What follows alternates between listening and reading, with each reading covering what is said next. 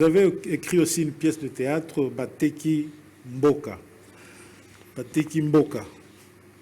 C'est un titre à faire sursauter les Congolais qui sont sur le qui-vive quand il s'agit de l'intégrité de leur pays. Ouais. On a vendu le pays. Qui a vendu le pays et de quel pays s'agit-il dans la pièce?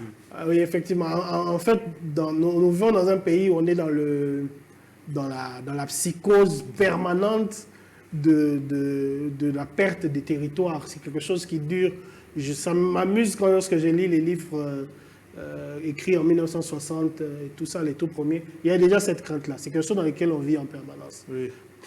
Alors, la vraie question, est-ce que ce pays, on ne l'a pas déjà vendu?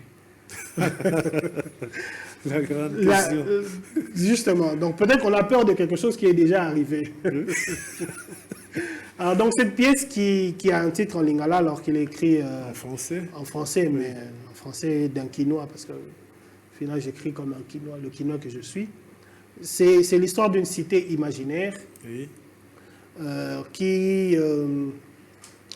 Qui justement est confronté à des problèmes de gestion des ressources naturelles, en fait. Il y avait eu des mines, et les mines sont épuisées, la pauvreté est entrée. Oui. Et on découvre des nouvelles mines. Est-ce que c'est l'espoir d'un nouveau départ ou c'est un autre piège, un autre mirage qui se dessine?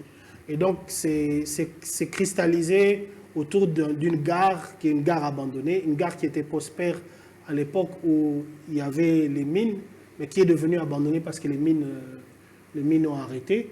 Et puis, par le personnage d'un fou qui était un chef de gare et qui a perdu la tête un peu, qui est accroché au passé et qui va justement être le déclencheur de l'espoir pour le futur. Donc, c'est évidemment allégorique, comme souvent au théâtre, Oui.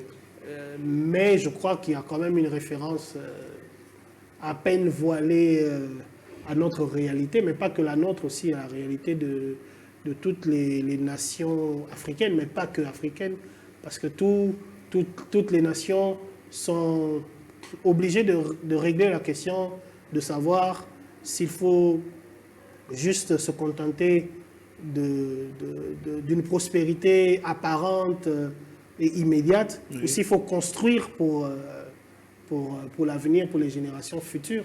C'est l'enjeu même de tout l'enjeu de l'écologisme, de l'écologie plutôt aujourd'hui. On se contente de vivre comme des goinfres où on pense à ceux qui vont arriver. Donc je pense que les problématiques sont des problématiques à la fois nationales, très liées à notre histoire, à notre vécu, mais aussi humaines simplement. Okay.